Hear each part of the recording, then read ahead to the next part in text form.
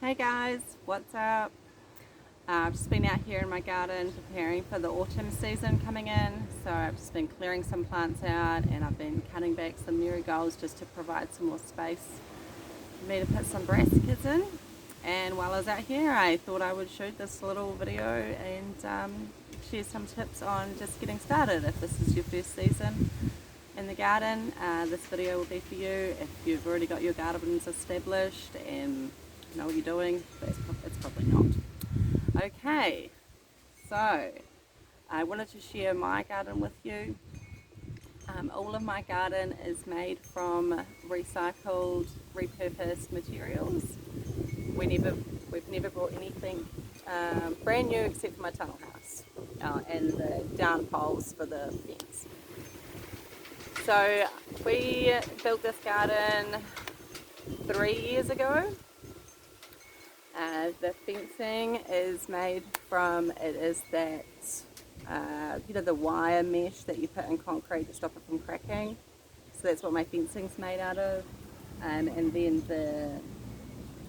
the down poles we paid for and the rest of the timber that we use for the fence is from actually old, very large motor pellets. And this is my big long bed garden. So this goes out, from what you can see, goes out another 2 meters. And this was made from recycled timber from my husband's work.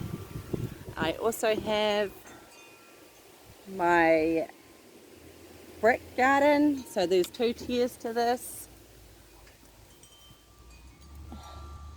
So this was made from recycled bricks that I got on Marketplace. Someone was just giving away old bricks, so I was like, oh yeah, no, that would look really good as a bit of a, that's my strawberry patch. So yeah, I made that one and then that worked really good, and it's got 2 tiers. I do advise, if you are going to make a garden out of bricks, to always add a layer more than how high you actually want it. So my bottom layer is 3 bricks, but you can only see 2. And my back one is 4 and you can only see 3, and that's just because of the weight. The bricks eventually sink down into the dirt. So you want to do more than 1 tier more than what you actually want it to be. My other gardens are just made from other recycled materials and like pellets and just old boxwood that we found, which actually works really well. Some other ideas. Oh yes, I will show you my my favourite things in my garden, which are my arches, and they are also made from the concrete mesh that you can put in. You can get that from local hardware stores as well. You get them in any kind of measurements, and we just welded some together, the bigger ones together, and then we place it in with Waratahs to make sure it's not going to go anywhere, and force it into the ground. Some other ideas that I have seen which are quite cool is mussel floats cut in half. So you can use those, pop them up, drill some holes in the bottom of them so you have some drainage, and just, yeah, they work really good. You just need to replenish the soil every season. By replenish, I mean add more on top, more compost on top.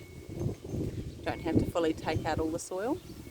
Other ones that can look really cool is used baths.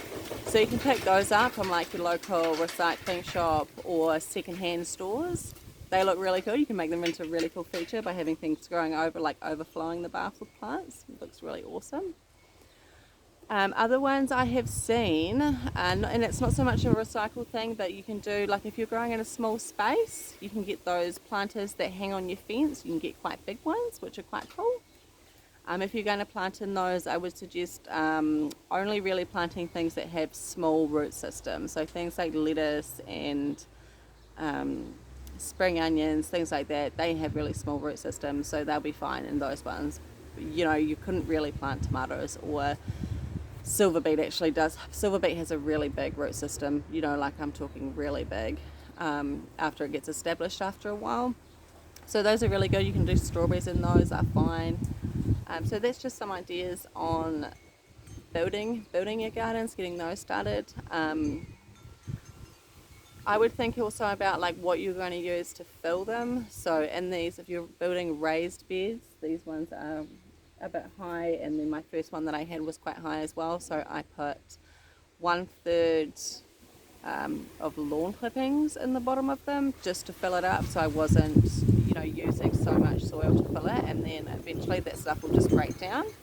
And then every season I add more compost in it because it all just breaks down and it goes, and your plants are taking up that soil as well, so taking up the nutrients from the soil, so it's getting depleted. It needs to be refreshed. So every season, you want to put in another layer of compost on top of your garden. If you're just getting started, I would advise to think about what season you're planting in. So if you're going to plant right now in New Zealand, it is autumn, so you're not going to go in and plant some tomatoes because that's not going to work. So things to plant now in autumn coming into winter would be, all your brassicas. You can plant leafy greens like spinach and lettuce with just a bit and then just cover them a little bit just with a bit of frost cloth over this winter, and they actually grow really, really good in the winter. Some root vegetables, carrots and beets and things like that. They go really good in the winter time. And if you want to think about where you're going to put your garden, so your garden is going to need at least 6 to 8 hours of sunlight a day. So obviously don't put it in the back, behind a shed where it's not going to get any sun. And also about drainage. If you are going to put your garden in a place where it rains and it'll pool with water in that space and it'll just sit there for a few days, you don't want that. You want it to be in a well draining area, and that doesn't mean put it in your driest part. It just means put it somewhere where if it rains, the water may pool, but only for a little bit. In a couple of hours it stops raining, the water's gone. That's all good, that's fine. If you don't have adequate drainage, your plants, the roots don't like to be submerged in water. They still need to breathe.